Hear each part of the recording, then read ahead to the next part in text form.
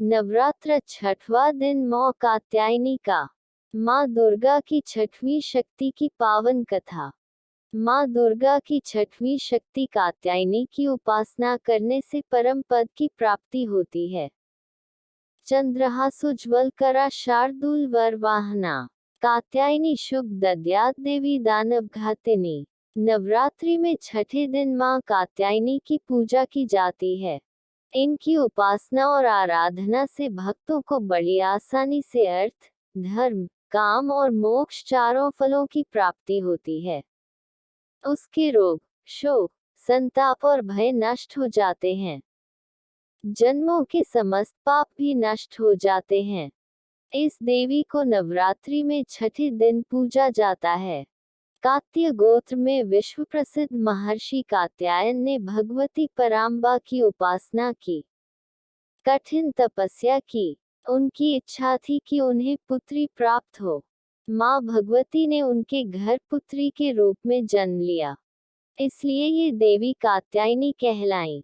इनका गुण शोध कार्य है, इसीलिए इस वैज्ञानिक युग में कात्यायनी का महत्व सर्वाधिक हो जाता है।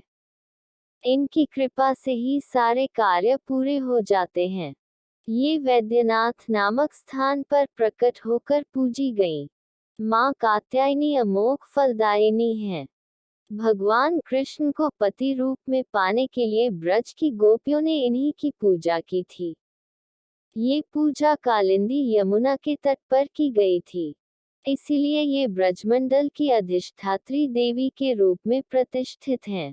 इनका स्वरूप अत्यंत भव्य और दिव्य है। ये स्वर्ण के समान चमकीली हैं और भास्व हैं।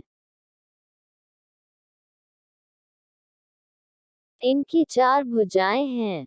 दाईं तरफ का ऊपर वाला हाथ अभय मुद्रा में है तथा नीचे वाला हाथ वर मुद्रा में। मां के बाईं तरफ के ऊपर वाले हाथ में तलवार है व नीचे वाले हाथ में कमल का फूल सुशोभित है। इनका वाहन भी सिंह है।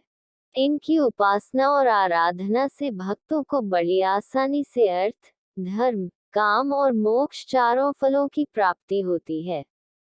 उसके रोग, शोक, संताप और भय नष्ट हो जाते हैं। जन्मों के समस्त पाप भी नष्ट हो जाते हैं। इसलिए कहा जाता है कि इस देवी की उपासना करने से परम पद की प्राप्ति होती है।